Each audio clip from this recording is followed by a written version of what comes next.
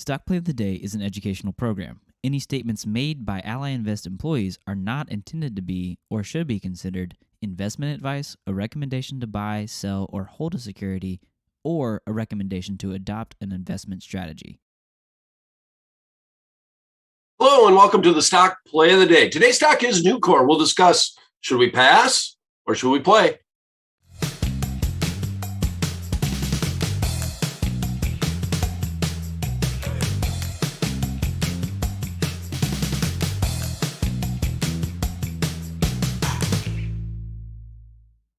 Hello, my name is Brian Overby. I'm the Senior Options Analyst at Ally Invest. We're going to look at Nucor today. We've got a lot going on in the market. So let me start by looking at the charts in general of all the major indexes. We currently have the S&P 500 index. If we look at the chart, that's ugly. All right, let's look at the NDX. Guess what? More of the same, very similar chart. The NDX was struggling a little bit more than the S&P 500 index, but we see it below the 200-day moving average. We had a death cross here of the 20-day moving average. We got the 50-day going down, approaching the 200-day moving average, kind of looking like another death cross overall. So obviously we have geopolitical concerns that happened over the weekend. They were anticipated that they might happen. Markets can't really decide exactly how to interpret them. Here we have the Russell 2000, the IWM E-shares. That's actually kind of holding up a little bit. Here's the big channel that we've been referencing and talking about. We can't quite get back and start trading within that channel. So let's run real quickly and look at the VIX watch list, okay? So we have the VIX bounced up above 30, didn't really hang there that much. Here's the actual chart of the VIX, not up towards that 40 level, which you could kind of make an argument for all the way up. If we go all the way back to last time we saw that, this would be about, where is this, January, end of January, we came up close to the 40 level. If you break through the 40 level, that shows a lot of nervousness in the marketplace as far as the VIX is concerned. We haven't done that much since the upturn after the pandemic. We haven't really broken through the 40% implied volatility that the VIX index would indicate. And right now we're seeing it showing at right around 2950. Understandable. We have had strong down markets overall, a lot of chop though. So we've actually had volatility in the marketplace overall over the last 4 or 5 days, and not quite sure where we're going to go to next. But if we look at the actual VVIX, that's up around 132. Now that's the VIX of the VIX. The options inside the VIX index is what the VVIX represent. So that's on the higher end of the chain. And as a matter of fact, let's just type in VVIX and take a quick peek at that, VVIX, and kind of show not as high as it could be, right? Going all the way back to, once again, that one little area where we saw that risk, that 40% level in the VIX index in general.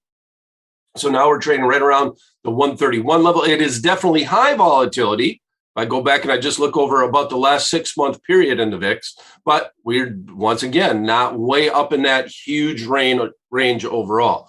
So when the VIX was down around 20, kind of talked about the fact that there's a lot going on in this marketplace. I'm kind of surprised to see the VIX down towards that 20% level. We did get a spike up the following week.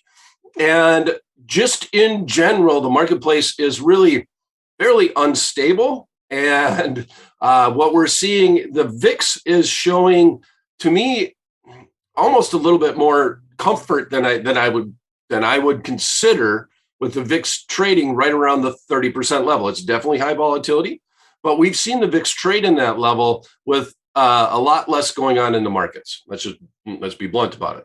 Okay, so over on the left-hand side, some good news, I guess. Let's try to search for some good news. I guess the TXN would be trading at 1943. That means that's the 10-year bond. And if we move the decimal point over 1, then we see that we're about 1.94% on that yield. And that 2% level is kind of a line in the sand. A lot of people have talked about that level, and we stayed up above it forever. And I'm going to zoom all the way back on this chart, and I'll pull it down here a little bit. And you see that it's been a long time since we've been up above the 2% level on the 10-year. This is going back to 2019 at the end of the year. We spiked up above it a good bit too on that yield, and now we are down below it. So overall, interest rates coming down a little bit considering what the Fed has been saying. And we had a Bank of America analyst that came out not that long ago was saying looking for 7 interest rate hikes this year. Now a lot of people are starting to back them, basically saying that, yeah, that does seem feasible that could happen overall. So that when that announcement came, when Bank of America came out and said that they're looking for a potential of 7 interest rate hikes by the Fed, everybody was basically saying, no way to that overall. But this marketplace is just a little scary. So we're going to look for a little bit of safety. We're going to try to go back to a little bit of the fear of missing out trade that we've talked about more than once on the stock play of the day. So today's stock is actually going to be Nucor. Nucor has made a strong move up recently. They're in the steel marketplace. So just a solid company trades right now. It's trading at a PE of 16 times earnings, solid value overall. So we're going to look at Nucor and go further out in time. And we're going to look at doing the FOMO trade that we've mentioned more than once here on the stock play of the day, where we've had a decent run up. We see that the markets are a little shaky today, and NUE is up 85 cents on the day. That's a good sign in a down marketplace. And we have a lot of different expirations that are available. It does trade weeklies, Nucor does. The front month here is trading at about a 50% implied volatility. So there is some premium in it. And the potential for doing a fig leaf, which is the strategy that I'll probably talk about on the stock play of the day over time. But to start with, we're just going to look at buying a deeper in the money option as a substitute for the stock. And I kind of like this valuation on the stock when I'm looking at doing these trades. We want to have liquid markets. We got okay markets in Nucor, decent liquidity, decent bid-ask spreads relative. But it's not a heavily traded option contract. It's not like trading an Apple or Google or Microsoft, some of those extremely heavily traded option contracts.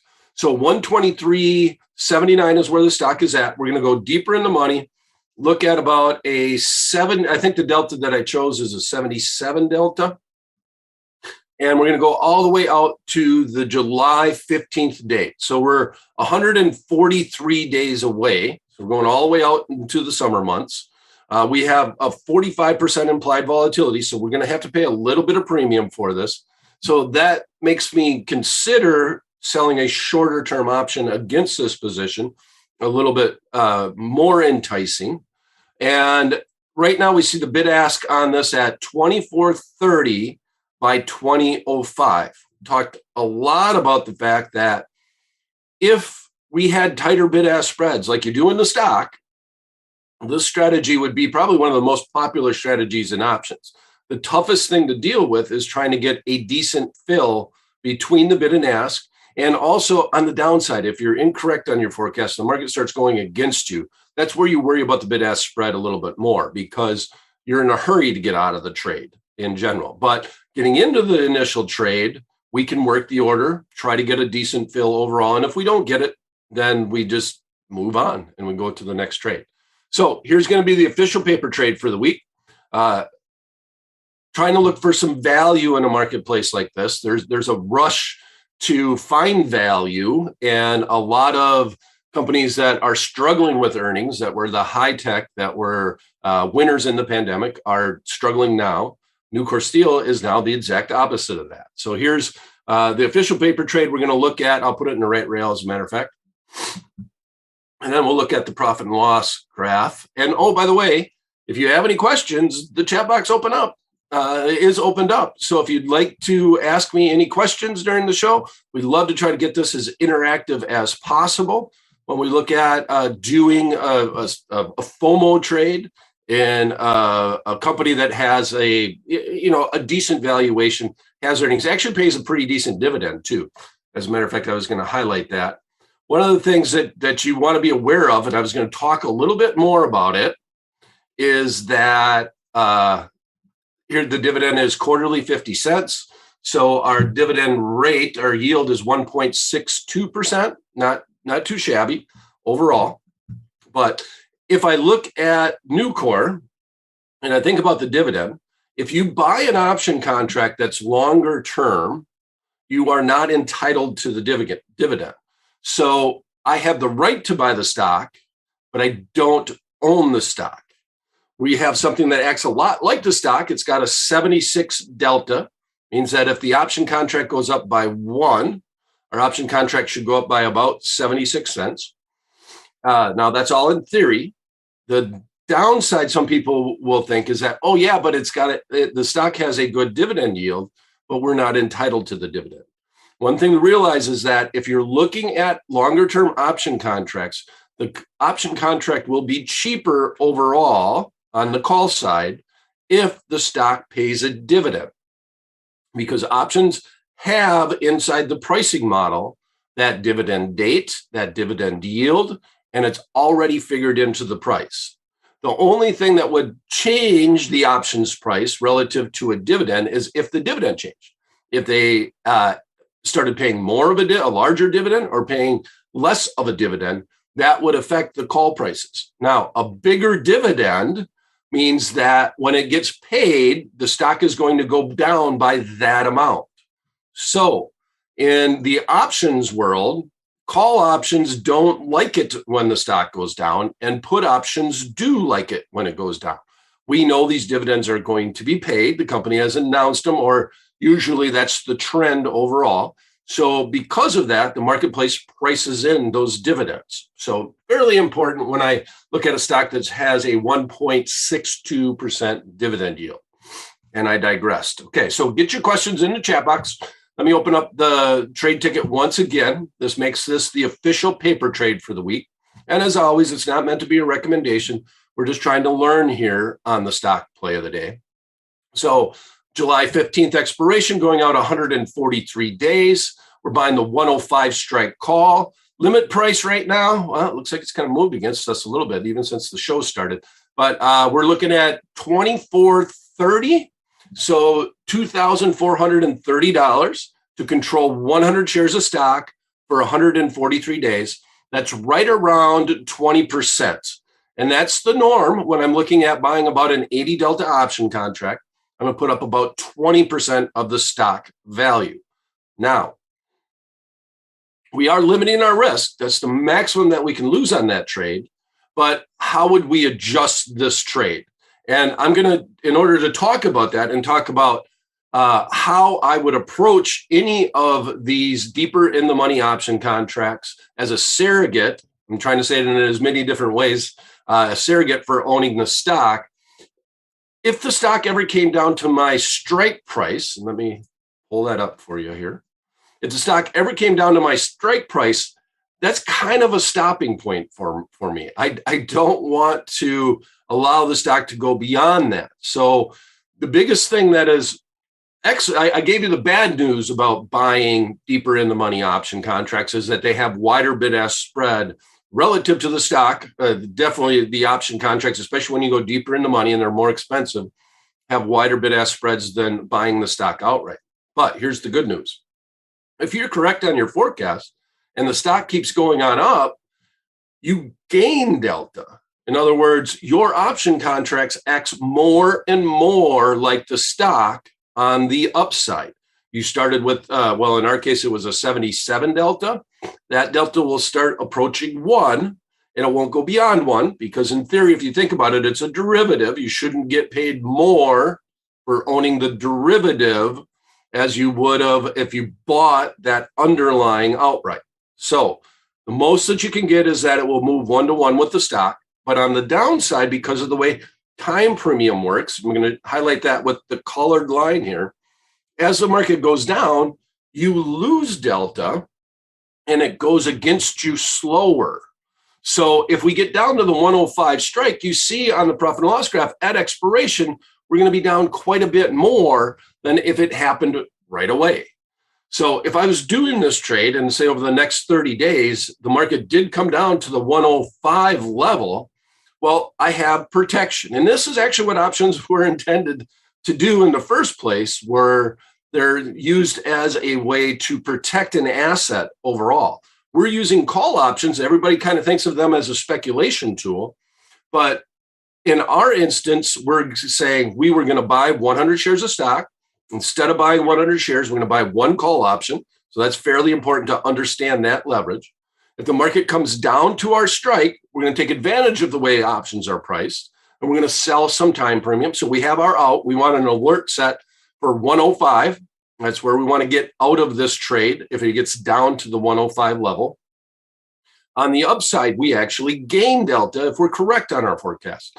So we have to deal with a wider bid-ask spread, but we have the benefit that if the market goes against us, the option pricing actually favors us. The market goes to the upside. Once again, the option pricing actually favors us, but we always got to be concerned about that with that bid-ask spread. So if I want to do a real quick thing, I guess I'll come on in and I'll look at, I'll give you a great example. Okay. Say we put this option contract on right now, right this instant. We turned around and the market, so it's 122.90. I don't have I'd like to have an at the money option, but it looks like I'm going to go either a little bit in or a little bit out. So we got a 120 and we have a 125. So I guess we'll look at the 120. That's $3. We'll do so $13. So let's say the market came down to that 105 level. So it went down 20 points and it happened in an instant.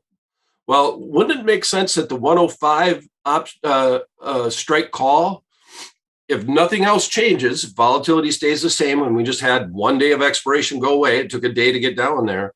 Well, this option contract should be trading for about what the current at the money option contract is trading for right now. So I'm looking to pay around 24. Like I said, the market did move. So let's call it 24. I'm looking to pay right around 24 if I can work this order a little bit. If the market does come down, I'm hoping to sell if I even hit the bid at 1235, right? So I'm still only losing about half my value if it happens right away.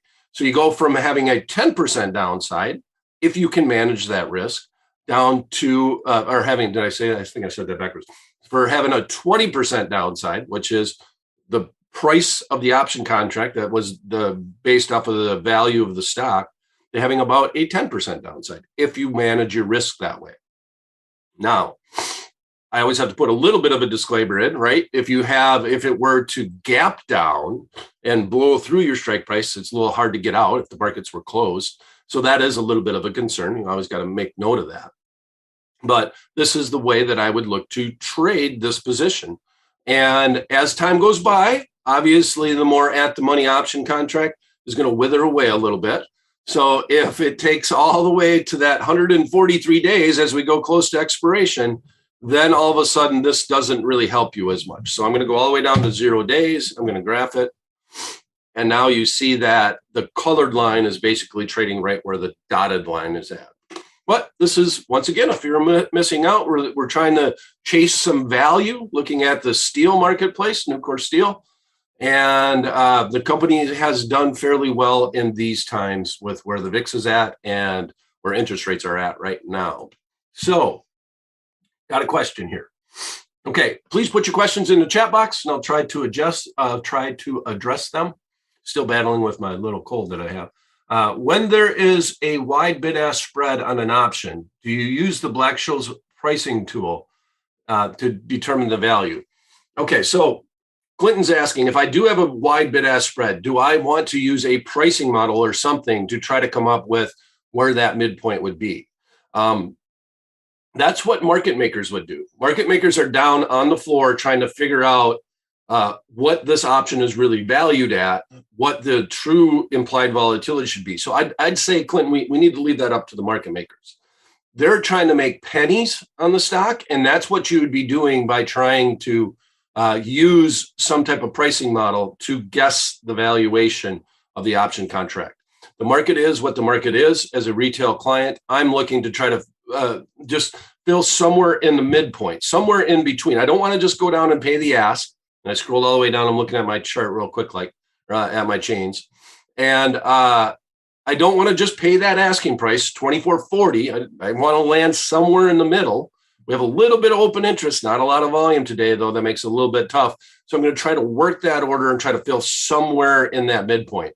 24 doesn't seem bad. 24.10, somewhere in that range. I'm going to try to work that order. But figuring out with some type of pricing model isn't really going to help me as much. Now, one of the things that I also want to make note of is like if we look at the put side, we're seeing the approximate amount of time premium in the option contract. So you're going to have about $6 worth of time premium. So if you were to ride this all the way to expiration, you got to be cognizant of that $6. And this Friday on the stock play of the day, we're going to talk about selling some shorter term options against this position to try to bring in some time premium on our position to help offset that $6 in time premium that we're paying initially to put this trade on. So if I do the trade, other thing that you want to think about is where's your upside? Where do you want to get out of it? The option contract has an expiration date. So it's not just by definition, it's not a buy and hold for the next 10-year strategy. So I'm going to probably in June, I don't think I'm going to ride this all the way to July.